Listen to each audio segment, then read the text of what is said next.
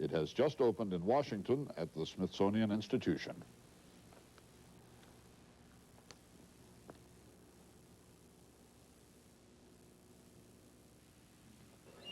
Okay.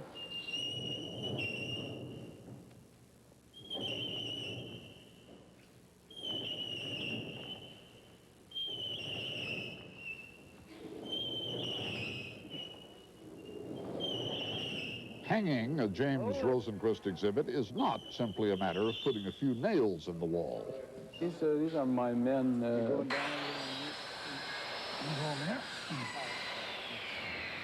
They're putting up a 17 by 46 foot painting called Star Thief.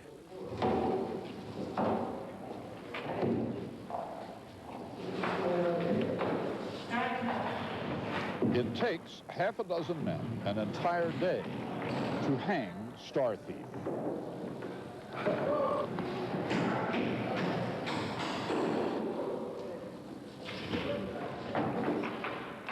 There was a little controversy about Star Thief a few years ago.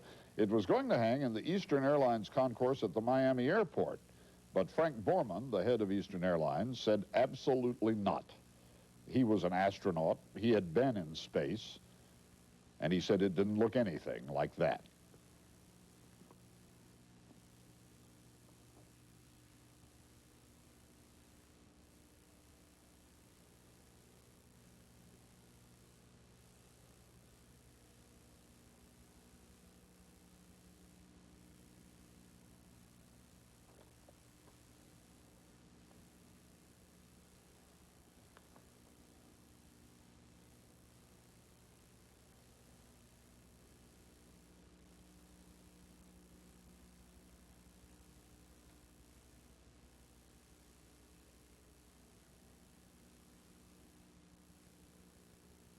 Rosenquist takes familiar images from American culture and juxtaposes them in startling ways. His paintings make perfectly good sense to him.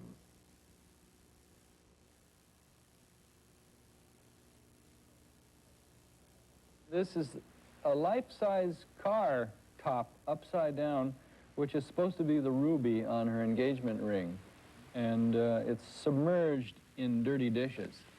So it's all these promises with this car in the dishes and this color which glows very peculiar.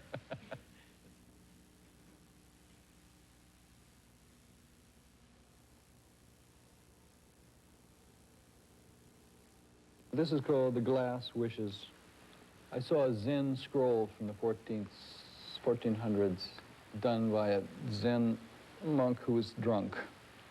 There's a drawing, quick drawing, sloppy, of a man holding a broom with his back facing you at the edge of the scroll.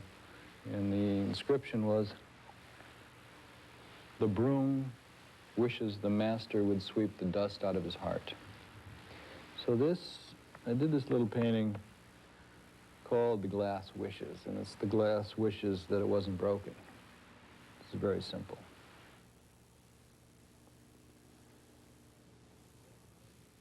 This is called I Love You with My Ford, and that was an experiment in like a trifocal vision.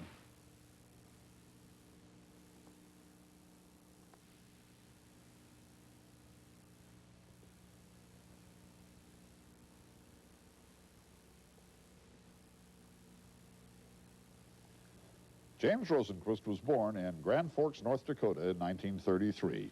He came to New York to try to make it as a serious artist, and he found work, painting billboards. I learned a lot of tricks from a lot of old painters, artists. They had facility in painting that was incredible. They'd say, "Hold still, kid, I'll show you something." And they'd paint my portrait in about 7 strokes on a piece of metal with brown and white. I mean, beautiful. Just you had the eyes, nose, teeth, bam, like that.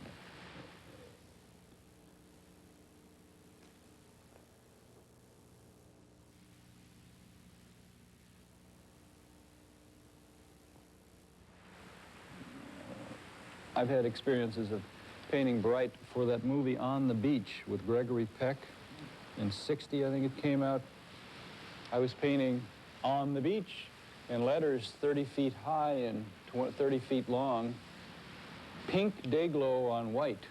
And I'd look at that all day, and I'd turn and look down in Times Square and look all green down there. With those experiences were in huge scale of color, including the sky, pink, white.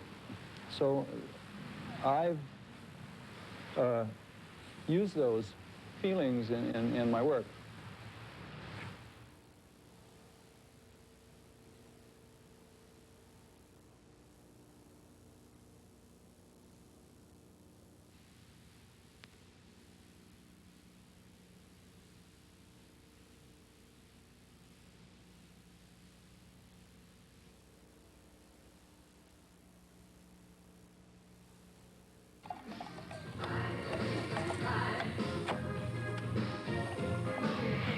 In the early 60s, James Rosenquist began to receive a lot of attention, along with Andy Warhol and Roy Lichtenstein and Jasper Johns. People called them pop artists. It's an expression Rosenquist says he never liked. My palette consists of paper cups and a malted milk mixer.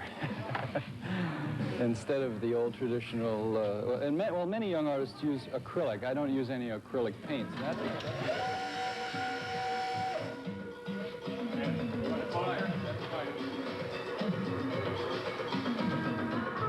James Rosenquist has always gone his own way. Fresh air! About 10 years ago, he decided to spend most of his time in Florida, on the Gulf Coast, north of Tampa.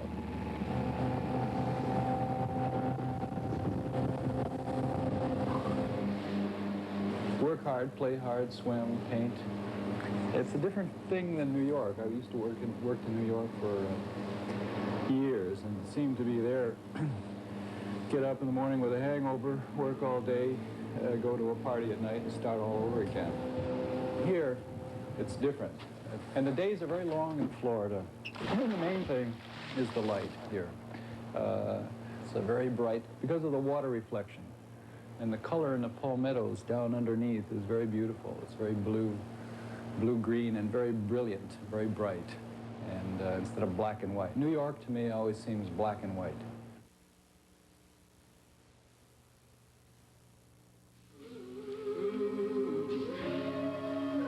Woo! It's working. Woo!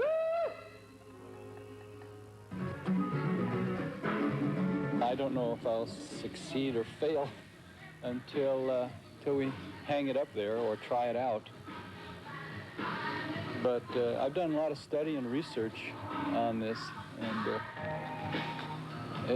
what's truly amazing is that every day in the world there's a newspaper that has a complete alphabet that looks like it's from Mars. So I'm trying to put the whole mishmash into one picture.